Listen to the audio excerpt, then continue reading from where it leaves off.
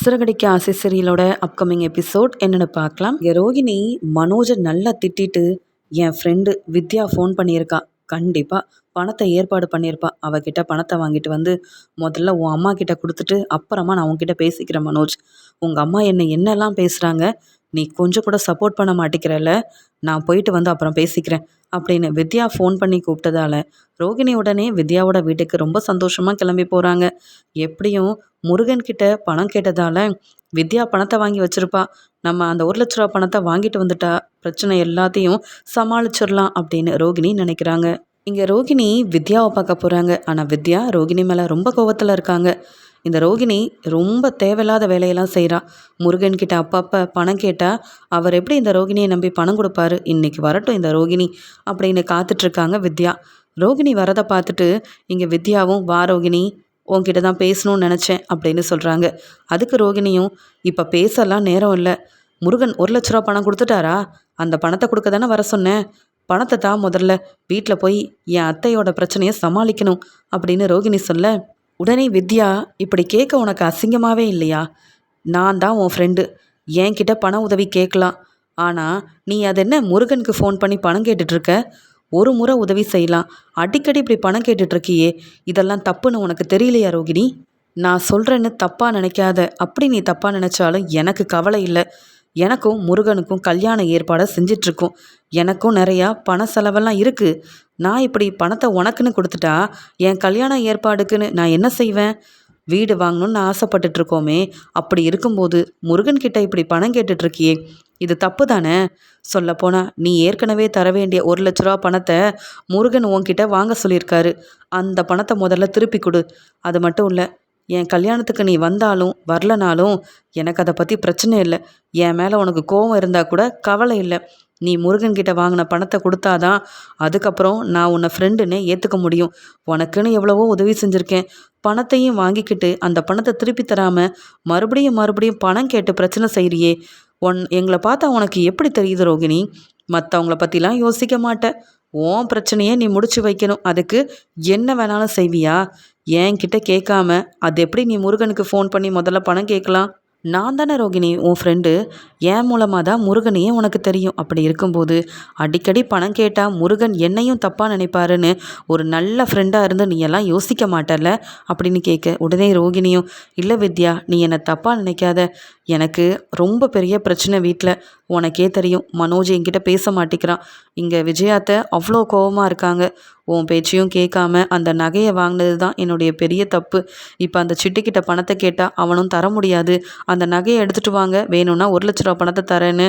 அவனும் அந்த பேச்சு பேசுகிறான், சொல்லப்போனால் நான் எல்லார்கிட்டேயும் ஏமாந்துட்டேன், என்னை எல்லாரும் ஏமாற்றிட்டாங்க, நீ தானே என் ஃப்ரெண்டு, உன் மேலே உள்ள நம்பிக்கையில் பணம் கிடச்சிரும் அப்படின்னு ரொம்ப நம்பிக்கையிலையும் சந்தோஷத்துலேயும் உன்னை தேடி வந்தேன், உன்னால் மட்டும்தான் இப்போ எனக்கு உதவி செய்ய முடியும், அந்த முத்து மீனா முன்னாடி நான் ரொம்ப அவமானப்பட்டு நிற்கிறேன், மனோஜ் கூட பெரிய பிஸ்னஸ் செய்கிறாரு தான், ஆனால் உதவி செய்ய மாட்டேங்கிறாரு, எனக்குன்னு பணம் கொடுக்க யாரும் இல்லை, அதனால தான் உன்கிட்ட கேட்காம முருகன்கிட்ட ஃபோன் பண்ணி பணம் கேட்டது தப்பு தான், நான் வேணும் நான் மன்னிப்பு கேட்குறேன், ஆனால் பணத்தை நீ தான் ஏற்பாடு பண்ணி தரணும், முருகன்கிட்ட நீ சொன்னால் கண்டிப்பாக எனக்கு பண உதவி செய்வார், நீ தான் எனக்கு உதவி செய்யணும் வித்யா அப்படின்னு சொல்ல, உடனே வித்யா சொல்கிறாங்க, நீ என் ஃப்ரெண்டு, அதுக்காக என் வாழ்க்கையை பற்றி யோசிக்காமல் எப்பயுமே உன் வாழ்க்கையில் நீ மட்டும் நல்லா இருக்கணும்னு நான் யோசித்து எனக்கு என்ன பிரயோஜனம், ஒன்றும் இல்லை, நீ எப்பயுமே உன்னை பற்றி தான் யோசிக்கிற, மற்ற யாரை பற்றியும் யோசிக்க மாட்டேன், இப்போ தான் எனக்கு கல்யாணம் ஆக போகுது, நான் சந்தோஷமாக ஒரு வாழ்க்கைக்குள்ளே போக போகிறேன்னு நினைக்கும்போது நீ இப்படி பணத்துக்காக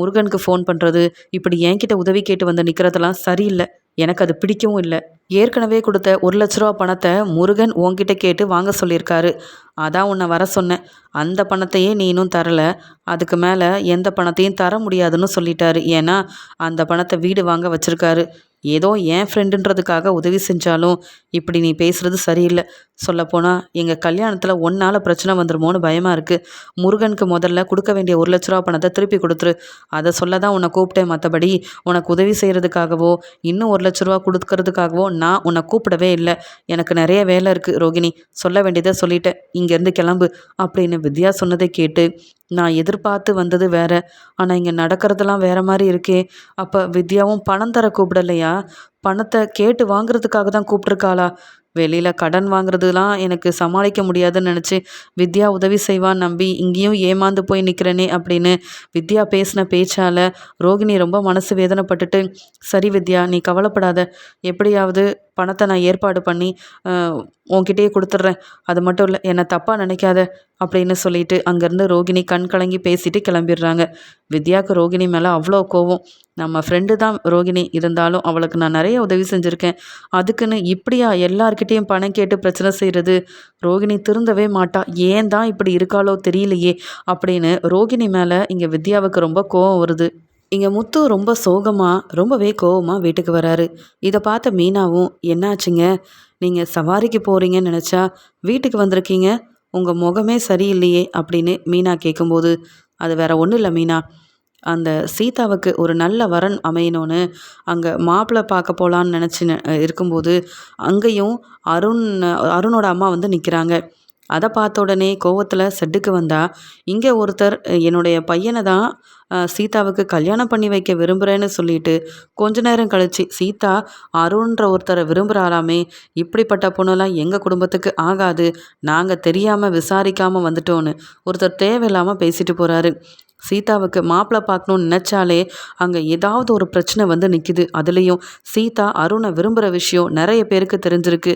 அப்புறம் எப்படி நான் மாப்பிள்ளை தேடி எப்படி சீதாவுக்கு கல்யாணம் பண்ணி வைக்கன்னு ரொம்பவே குழப்பமாகவும் இருக்குது. அருண் சீதா செஞ்ச இந்த வேலையால் எனக்கு கோபமாகவும் இருக்குது. நான் எப்படி என்ன செய்கிறதுன்னு தெரியல அப்படின்னு சொல்லும்போது உடனே மீனா சொல்கிறாங்க, அதான் நீங்கள் போகிற இடத்துக்கு அருணோட அம்மா வராங்கல்ல, அப்போ அவங்க அவங்க பையனுக்கும் நம்ம சீதாவுக்கும் ஒத்து போகும்னு கூட அங்கே உள்ளவங்க சொன்னாங்கல்ல, பேசாமல் அவங்களுக்கே கல்யாணம் பண்ணி வச்சுருவோங்க, நமக்கும் அருணுக்கும் ஆகாதுன்றதுக்காக சீதா ஆசைப்பட்ட வாழ்க்கையை வேண்டான்னு நாம ஏன் சொல்லணும் அப்படின்னு மீனா சொல்கிறாங்க. அதுக்குடனே முத்துவும், நீ சொன்னாலும் இல்லை என் அப்பாவே சொன்னால் கூட நான் கண்டிப்பாக அருணை மட்டும் சீதாவுக்கு கல்யாணம் பண்ணி வைக்க ஒத்துக்கவே மாட்டேன். அந்த அருண் நல்லவனாக இருந்தால் பரவாயில்ல, அவன் பேசுகிறது அவன் செய்கிறது அவன் பொய் சொல்கிறதுன்னு எல்லாமே நமக்கு தெரியும். அப்படிப்பட்ட அருணால் சீதாவோட வாழ்க்கை நல்லா இருக்குன்ற நம்பிக்கை எனக்கு இல்லை. நான் இதெல்லாம் சொல்கிறத விட நீ இனி சீதா கல்யாணத்தை பற்றி அதுவும் அந்த அருணை பற்றி என்கிட்ட பேசாத.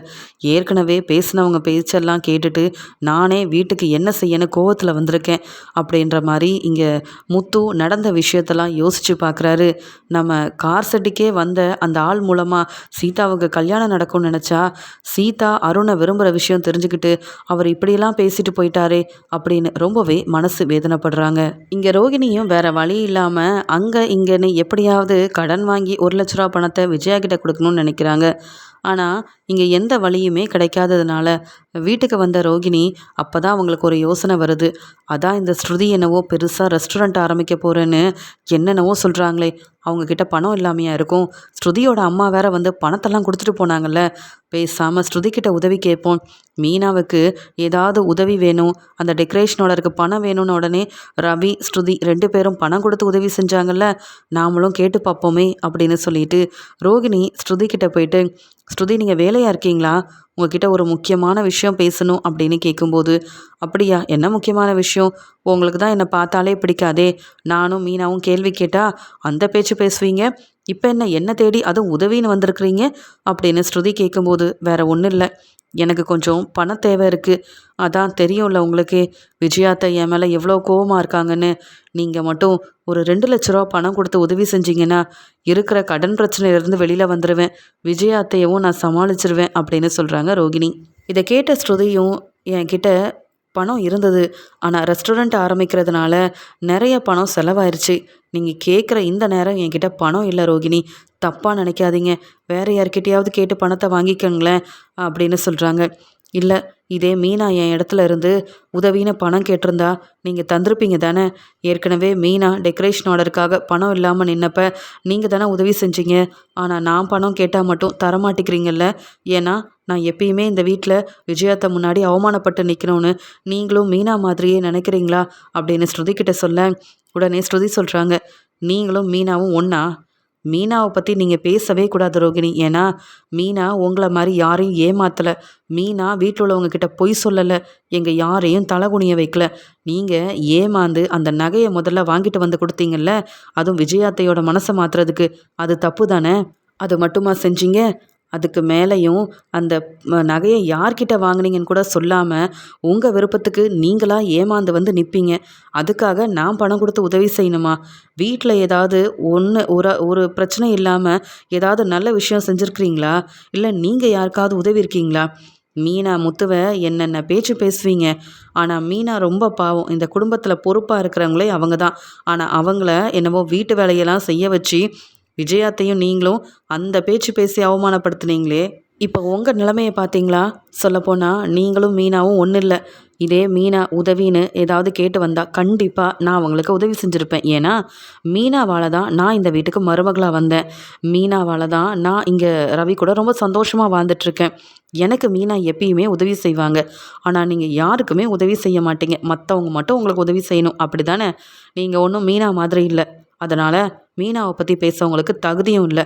இங்கேருந்து கிளம்புறீங்களா? எனக்கு நிறைய வேலை இருக்குது அப்படின்னு ரோகிணி பணம் கேட்டு போன உடனே பேச வேண்டியதெல்லாம் பேசி ரோகிணியை அவமானப்படுத்தி மீனாவை புகழ்ந்து பேசி ரோகிணியை திட்டி அங்கேருந்து அனுப்பிடுறாங்க.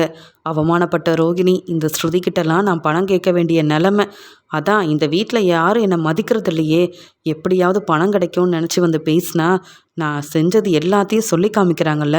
மீனா ஸ்ருதியை சும்மா விடக்கூடாதுன்ற கோவத்தில் ரோகிணியும் அங்கேருந்து கிளம்பி போயிடுறாங்க.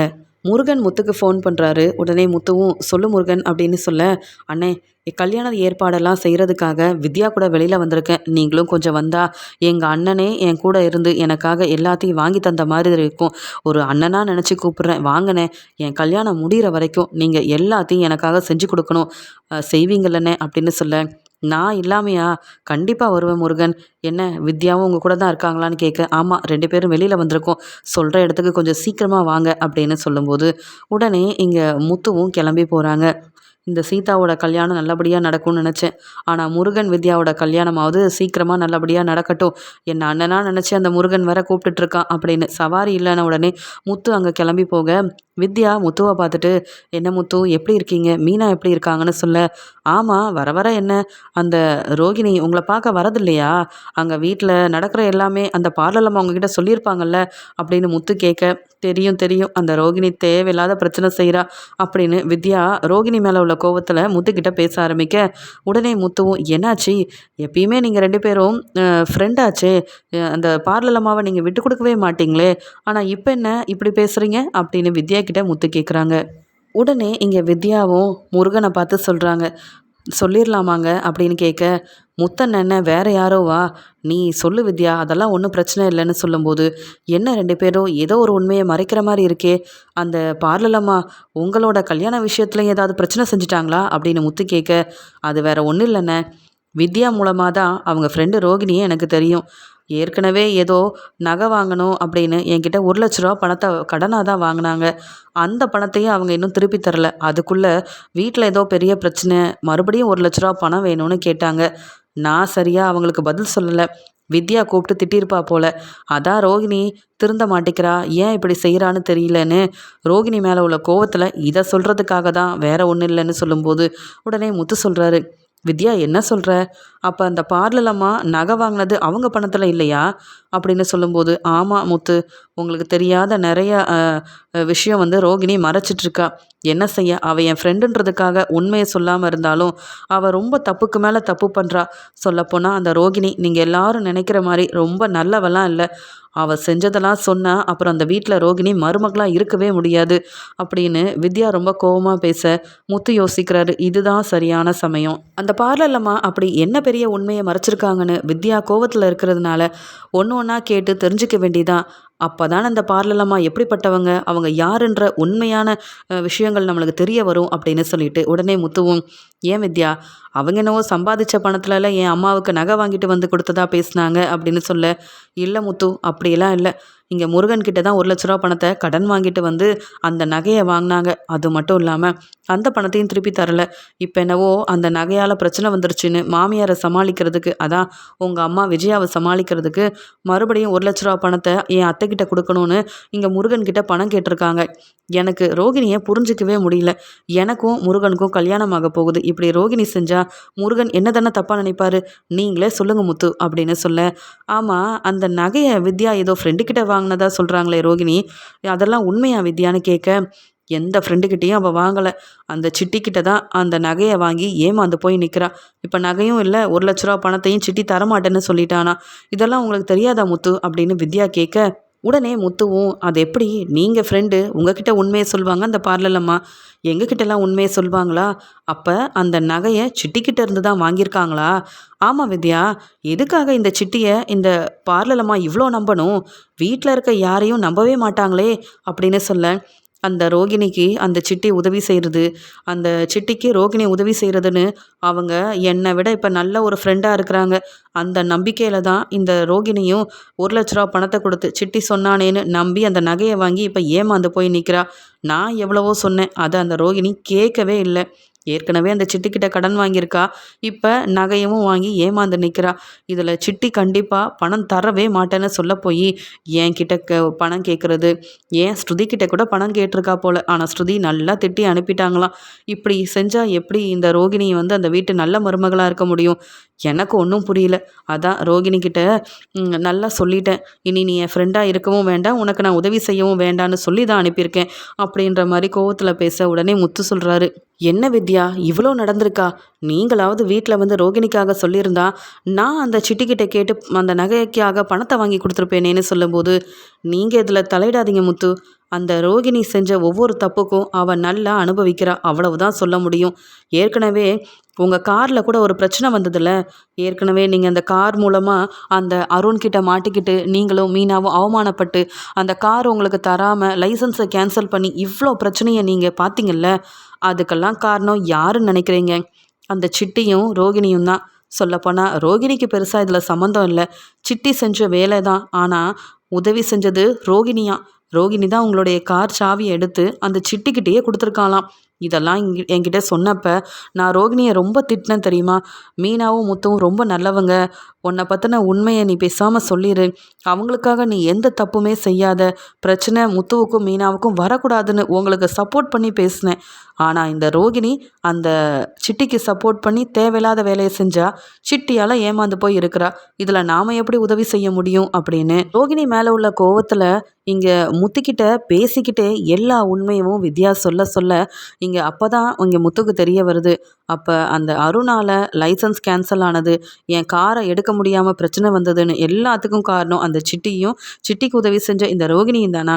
ஒரே வீட்டில் இருக்கிறோம், மற்றவங்களுக்கு இப்படி ஒரு பிரச்சனை செஞ்சுட்டு ஒன்றும் தெரியாத மாதிரி எப்படி தான் அந்த பார்லலம்மாவால் எல்லாரும் முன்னாடி நடித்து ஏமாற்ற முடியுதோ எனக்கு ஒன்றும் புரியல அப்படின்னு சொல்லி முத்துக்கு ரொம்ப கோவம் வருது. இருந்தாலும் பரவாயில்ல, இந்த வித்யா கொஞ்சம் நல்லவங்க தான் போல்.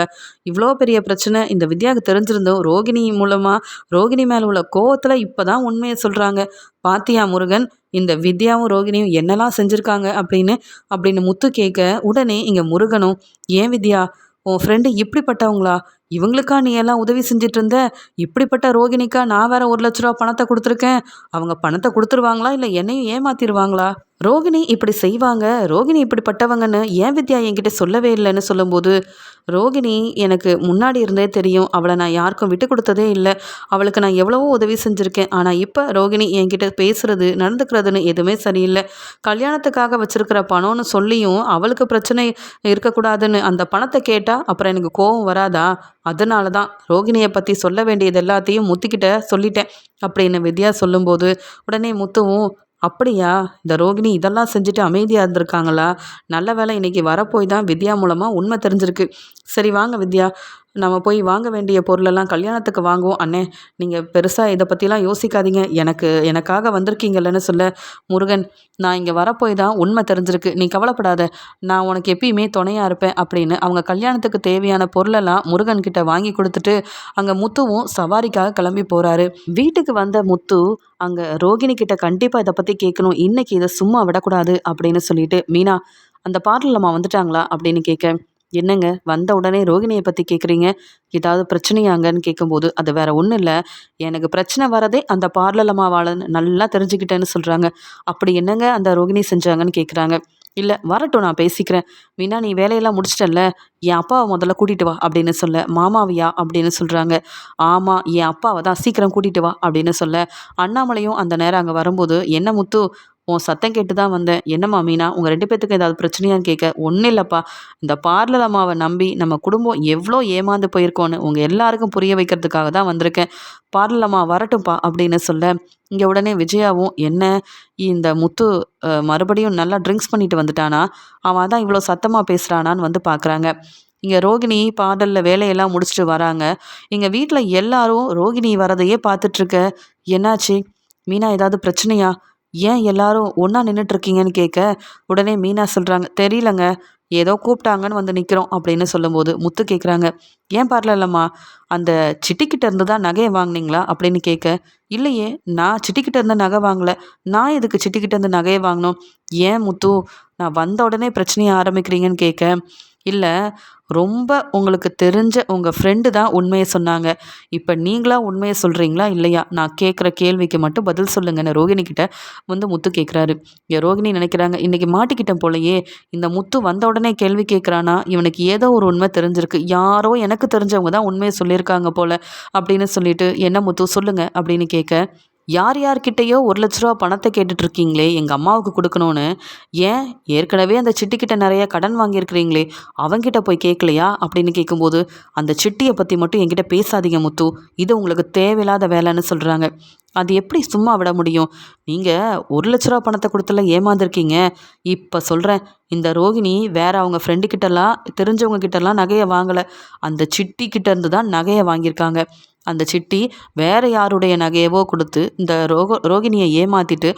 1,00,000 பணத்தையும் தரமாட்டேன்னு சொல்லிட்டானாம். அப்படிதானே ரோகிணி? ஆமா, நீங்க அந்த சிட்டிக்கு உதவி செய்றதுக்கு காரணம் என்ன? அந்த சிட்டி உங்களுக்கு அப்பப்ப உதவி செய்றதுனால தானே?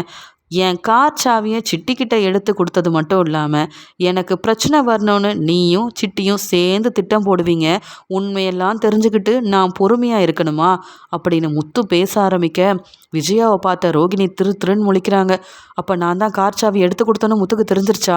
வசமா மாட்டிக்கிட்டேன். நெனச்சேன் ஏதோ ஒரு பெரிய உண்மைய கண்டுபிடிச்சுட்டு தான் இந்த முத்து நிக்க வச்சு கேள்வி கேட்குறான்னு. இன்னைக்கு என்ன செய்ய போறானோ தெரியலையே! அப்படின்னு மனோஜ பார்த்துட்டே இருக்க, உடனே மனோஜும், என்ன முத்து நீ என்னென்னவோ பேசாத, ரோகிணி அப்படியெல்லாம் செய்கிற ஆளே கிடையாது அப்படின்னு சொல்லும்போது, நீ வேணும்னா அந்த பார்லர் அம்மாவை நம்பிக்கிட்டுரு. ஆனால் எனக்கெல்லாம் உண்மை தெரிஞ்சுட்டு சும்மா இருக்க முடியாது. ஏன்னா பிரச்சனை வந்தது எனக்கு அப்படின்னு சொல்லிட்டு இங்கே வித்யா மூலமாக முத்துவுக்கு என்னென்ன உண்மை தெரியுமோ எல்லாத்தையுமே சொல்கிறாரு. பார்த்தீங்களாப்பா, அந்த சிட்டி கேட்ட உடனே உதவி செய்கிறதுக்கு ஏன் கார் சாவியை எடுத்து இந்த பார்லர் அம்மா எதுக்குப்பா கொடுக்கணும்? கொடுத்தது மட்டும் இல்லாமல் அங்கே 2 நாள் கார் கிடைக்காம போலீஸ்கிட்ட மாட்டிக்கிட்டு எவ்வளோ அவமானப்பட்டேன்ப்பா. அந்த அருணும் நான் தான் இவ்வளோ தப்பு பண்ணியிருக்கேன்னு பொய் சொல்லி காரையே எடுக்க விடாம அவன் என்னெல்லாம் செஞ்சான்ப்பா. அதுக்கு காரணம் சிட்டி மட்டும் இல்லைப்பா, சிட்டியோட ஃப்ரெண்டு இந்த பார்லலம்மாவும் தான். இவங்க நம்ம வீட்டில் உள்ளவங்க எல்லாம் மதிக்க மாட்டாங்க. நம்ம வீட்டில் உள்ளவங்களுக்கு பிரச்சனை செய்வாங்க. ஆனால் சிட்டி மாதிரி ஆளுங்களுக்கெல்லாம் நல்ல உதவி செய்வாங்க. அதனால அந்த நகையை வாங்கி பணத்தையும் கொடுத்து பணத்தை வாங்க முடியாமல் ஏமாந்து போய் நிற்கிறாங்க. அப்படி தானே பார்லலம்மா? நான் சொல்கிறது எல்லாமே உண்மை தானே? இப்போவே நீங்கள் செஞ்ச வேலைக்கு போலீஸில் கம்ப்ளைண்ட் கொடுத்தேன்னு வைங்க, நீங்கள் இந்த வீட்டு மருமகளாக என்னைக்கும் இருக்கவே முடியாது. செய்கிற தப்பெல்லாம் செஞ்சுட்டு ஒன்றும் தெரியாத மாதிரி நடிக்கிறியா இப்பயும்? அப்படின்னு கேட்குறாரு முத்து. உடனே மீனாவும், என்னங்க சொல்கிறீங்க? நமக்கு வந்த பிரச்சனைக்கு காரணம் ரோகிணியா? அப்போவே நீங்கள் சந்தேகப்பட்டு கேட்டதுக்கு எனக்கும் இதுக்கும் சம்மந்தம் இல்லைன்னு ரோகிணி அந்த பேச்சு பேசுனாங்களே, அது எல்லாமே அப்போ உண்மை இல்லையான்னு கேட்கும்போது விஜயா கிட்ட சொல்கிறாங்க, அம்மா என் மேலே உங்களுக்கு கோவம் இருக்கலாம். ஆனால் அன்னைக்கு அந்த காரில் போன எனக்கு ஏதாவது ஒரு பிரச்சனையாக இருந்தால் இந்த பார்லர் அம்மா பதில் சொல்லுவாங்களான்னு கேட்க, விஜயா உடனே வெளுத்து வாங்குறாங்க ரோகிணியை. உனக்கு இதே தான் வேலை இல்லை? இப்படி குடும்பத்தில் உள்ளவங்களை அவமானப்படுத்தணும், அவங்கள தலகுனிய வைக்கணும். இதில் முத்துவுக்கு இவ்வளோ பெரிய பிரச்சனை செஞ்சுருக்க. 1,00,000 பணத்தை கொடுக்க முடியாத நீயெல்லாம் எதுக்குடி எனக்கு நகை வாங்கிட்டு வந்த? அது மட்டும் இல்லை, உன்னால் நான் அவமானப்பட்டது மட்டும் இல்லாமல் முத்து மீனாக்கு இவ்வளோ பிரச்சனை செஞ்சுருக்கிறியா? அந்த சிட்டி கூட நீ சிட்டிக்கு நீ ஃப்ரெண்டா என்ன? சிட்டி கூட சேர்ந்துக்கிட்டு இப்படியெல்லாம் செஞ்சுருக்க, அசிங்கமா இல்லை? என்ன நடந்ததுன்னு இப்போ நீ உண்மையை சொல்லலை, அவ்வளவுதான். முத்து சொன்ன மாதிரி நான் முத்துக்கு சப்போர்ட் பண்ணி உன்னை போலீஸில் மாட்டி விட்டுருவேன் அப்படின்னு சொல்கிறாங்க. உடனே விஜயா கிட்ட இதுக்கு மேலேயே உண்மையை மறைக்க முடியாது, முத்து நடந்த எல்லா உண்மையவும் அப்படியே தெரிஞ்சுக்கிட்டு வந்து சொல்லிட்டாரே அப்படின்னு எல்லார்கிட்டேயும் ரோகிணி அழுதுகிட்டே மன்னிப்பு கேட்குறாங்க. முத்து இந்த பிரச்சனையை பெருசாக்காதீங்க. அதான் அந்த பிரச்சனையெல்லாம் முடிஞ்சிருச்சுல்ல. நான் எதுவும் தெரிஞ்சு செய்யலை. ஆனால் நான் அப்படி செய்யலைனாலும் எனக்கு தான் பிரச்சனை வரும்னு வேற வழி இல்லாமல் தான் நான் அந்த சிட்டிக்கு உதவி செஞ்சேன். கார் சாவியை நான் தான் எடுத்து கொடுத்தேன். ஆனால் என்னை மன்னிச்சிடுங்க. இனி உங்கள் வழியில் நான் வரமாட்டேன் முத்து. இனி என்னால் உங்களுக்கு எந்த பிரச்சனையும் வராது. அந்த சிட்டியை பற்றி நான் புரிஞ்சுக்கிட்டேன். அது மட்டும் இல்லாமல் இனி சிட்டிக்கு எந்த உதவியும் நான் செய்யவே மாட்டேன். அவன்கிட்டேருந்து தான் நகையை வாங்கி அந்த பணமும் கிடைக்காம ஏமாந்து போய் நிற்கிறேன். அத்தை முன்னாடி தலை குனிஞ்சு நிற்கிறதுக்கு காரணமே அந்த சிட்டி தான். இனி கண்டிப்பாக அந்த சிட்டி கூட சேர்ந்து இப்படிப்பட்ட தேவையில்லாத வேலையெல்லாம் நான் செய்ய மாட்டேன். என்னை எல்லாரும் மன்னிச்சிடுங்கன்னு ரோகிணி மன்னிப்பு கேட்டு அழுகுறாங்க. ஆனால் இந்த ரோகிணி கண்டிப்பாக திருந்த மாட்டாங்க. மறுபடியும் மறுபடியும் பிரச்சனை செய்வாங்க. இப்படி வீட்டில் உள்ளவங்களுக்கே பிரச்சனை செய்கிற ரோகிணியை சும்மா விடக்கூடாதுன்னு முத்துவும் மீனாவும் இந்த ரோகிணி செஞ்ச வேலைக்கு சிட்டியை மட்டும் இல்லாமல் ரோகிணியவும் போலீஸில் மாட்டி விட்டாதான் நமக்கு எந்த பிரச்சனையும் வராதுன்னு முடிவெடுக்க, இங்கே முத்துவுக்கு இங்கே விஜயாவும் சப்போர்ட் பண்ணுறாங்க. இப்படி எல்லாரும் முடிவெடுத்து என்னை போலீஸில் மாட்டி விடணும்னு நினைக்கிறாங்களேன்னு எல்லாரும் முன்னாடி அவமானப்பட்ட ரோகிணி தலை குனிஞ்சு நிற்கிறாங்க. வேற வழி இல்லாமல் முத்துக்கிட்டேயும் மீனா கிட்டேயும் மன்னிப்பு கேட்குறாங்க ரோகிணி. முத்துக்கும் மீனாவுக்கும் இவ்வளோ பெரிய பிரச்சனை செஞ்ச ரோகிணி என்னையும் அவமானப்படுத்திட்டான்னு ரொம்ப கோவத்தில் இருக்காரு மனோஜ்.